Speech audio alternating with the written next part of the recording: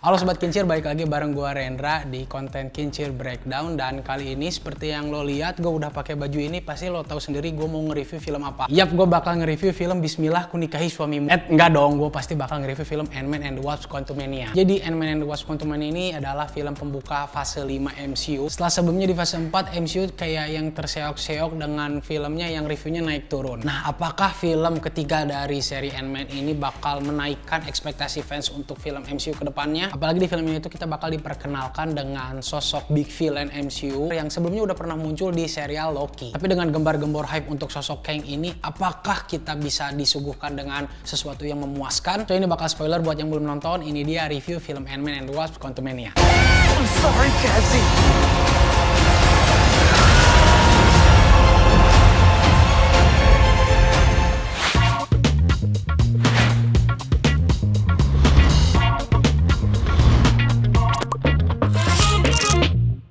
Tapi sebelum ngebahas cerita, gue di sini pengen ngajak kalian dulu buat nge-subscribe channelnya Kincir Cinema Club karena nanti bakal ada review-review untuk film lainnya.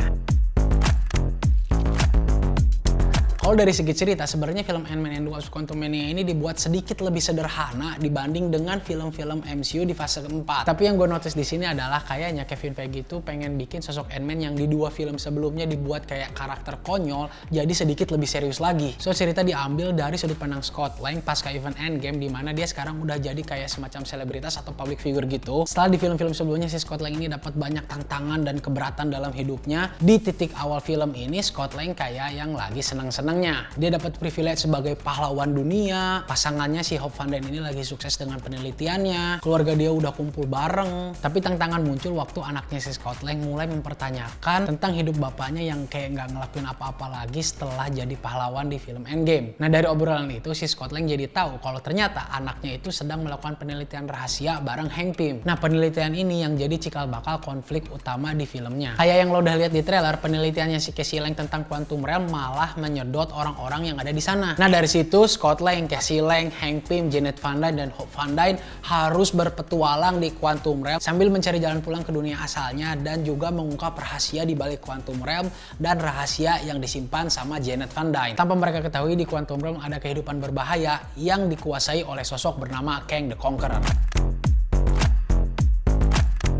Kalau ngomongin hal yang gue suka dari film Ant-Man and the Wasp: Quantumania, sebenarnya ada beberapa hal. Yang pertama adalah konsep cerita si sosok Ant-Man ini. Gue seneng banget ngelihat konsistensi cerita Ant-Man dari film pertama, kedua, dan ketiga dibuat terkesan dia tuh selalu melakukan pencurian yang sebenarnya nggak ingin dia lakukan. Lagi-lagi Scott Lang harus menunjukkan skill dia menyusup dan mencuri sesuatu. Well, sebenarnya di film ini kayak si Scott Lang nggak bener-bener mencuri sih. Terus gue juga suka sama pembawaan alur cerita yang dibuat sederhana dan kita sebagai penonton selalu dikasih eksposisi dulu atau penjelasan tentang suatu konsep supaya kita bisa ngertiin pertaruhan yang dialamin sama karakternya. Kan film ini tuh jadi titik awal dimana kita dibawa masuk bener-bener ke Quantum Realm. Tapi di sini secara singkat penulis cerita si Jeff Loveness dan sutradaranya Peyton Reed bikin kita bisa ngertiin konsep Quantum Realm secara saintifik dengan bumbu fantasi. Nah, selain itu di film ini juga gue seneng karena porsi beberapa karakter utama di film ini kayak disuguhkan secara pas. Dengan judul Ant-Man and the Wasp: Quantumania, Ant-Man sama The Wasp-nya kayak punya highlight momennya sendiri. Padahal kalau di trailer sosok Hope Van Dyne alias The Wasp ini kayak yang nggak ditonjolin sama sekali. Nah, selain dua hal tadi, gue juga suka sama momen kekeluargaan yang ada di film ini. Walaupun secara emosional gue nggak terlalu attach sama karakternya, tapi waktu mereka dikumpulin bareng-bareng, gue ngerasain kehangatan pas ngelihat adegan itu. Kalau dari segi acting yang jadi favorit gue ada dua, Michelle Pfeiffer sama Jonathan Majors. Di sini walaupun gue agak kesel sama keputusan yang diambil karakternya Janet Van Dyne, tapi lewat actingnya Michelle Pfeiffer gue bisa ngertiin kenapa dia melakukan hal tersebut di film ini. Ya kayak dia yang selalu nutup-nutupin rahasia soal Quantum Realm, soal hal apa aja yang ada di sana, soal apa aja yang udah dia lakuin juga, dan soal hubungan dia sama si karakter Kang. Emang Michelle Pfeiffer top banget sih actingnya. Nah, yang kedua Jonathan Majors sebagai Kang the Conqueror, gue suka banget karena dia bisa bawain sosok Kang dengan cara yang teatrikal banget. Mungkin bagi sebagian orang actingnya itu terkesan lebay, tapi gue di sini ngelihat setiap penampilannya Jonathan Majors sebagai villain utamanya berhasil menghadirkan sosok yang mengancam banget. Mengancam dari segi pembawaan dan acting ending ya. Dan secara keseluruhan cerita gue juga suka banget gimana petualangannya dibawa fokus ke Quantum Realm dengan pengeksploran yang cukup jauh dan variasi makhluk-makhluk di dalamnya yang bikin kita kayak wow, ini Quantum Realm bener-bener gede banget. Walaupun variasi makhluk yang ada di Quantum Realm ini dibikin kayak ada dua kubu yang bikin ceritanya jadi kayak Star Wars banget. Ada kubu pemimpin diktator yang pengen bikin empire atau dinasti kerajaan, dan juga ada kubu pemberontak. Dan secara visual pun Ant-Man and the Wasp: Quantumania ini dibikin familiar sama tone yang ada di film Star Wars sendiri. Entah itu hal bagus atau hal buruk, itu tergantung perspektif kalian masing-masing.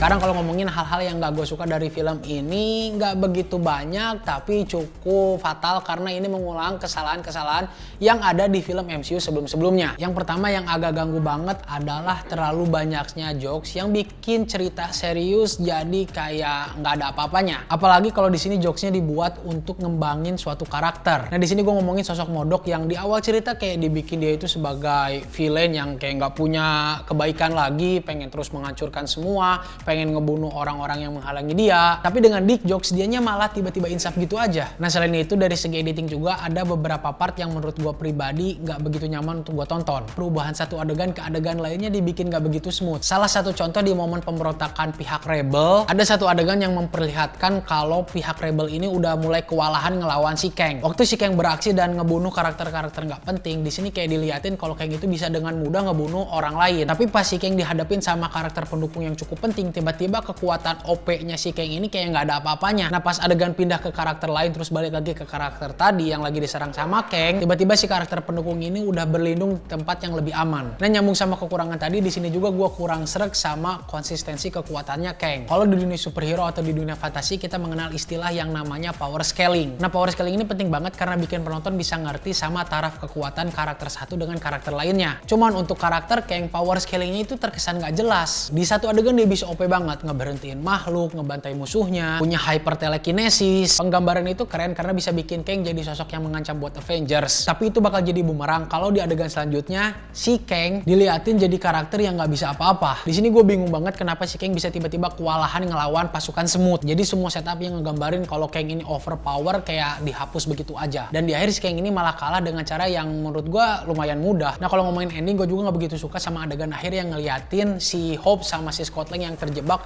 bisa dengan mudah balik dan dibawa ke dunia asalnya dengan penemuannya si Casey. Adegan itu bikin konflik utama cerita yang ngegambarin kalau karakter utama susah balik lagi ke dunia asal jadi kayak gampang banget. Itu kalau gue analogiin masalah utama di dalam film ini tuh jadi kayak anak kecil yang lagi pengen berpetualang terus kejebak di suatu ruangan yang kekunci dari luar. Jadi masalah besar di film ini sebenarnya solusinya nggak begitu rumit. Nah kalau dari keseluruhan film Ant-Man and the Wasp: Quantumania sebenarnya masih bisa kita nikmatin kalau pas nontonnya kita fokus nganggap film ini itu sebagai film petualangan keluarga yang ingin dibawa fun aja. Dan kalau ngomongin post credit scene, gue jamin ini bisa naikin hype lo buat fase 5 dan film MCU mendatang. Tapi itu bukan nilai plus banget karena menurut gue film itu nggak bisa dapat nilai tambahan cuman karena dia jadi setup yang bagus buat film selanjutnya. Jadi untuk film Ant-Man and the Wasp: Quantumania gue kasih nilai 6/10. Dan sebagai pembuka fase 5, film ini tuh bisa bikin kita penasaran sama lanjutan MCU ke depan. Lo wajib banget nonton 2 post credit scene-nya. Nah tapi kalau menurut kalian gimana nih, film Ant-Man and the Wasp: Quantumania sesuai ekspektasi kalian nggak? So tulis pendapat lo di kolom komentar dan klik juga tombol like biar kita bisa ketemu di video selanjutnya. So segitu dulu review Ant-Man and the Wasp: Quantumania. Gua Rendra pamit, see you in the next video.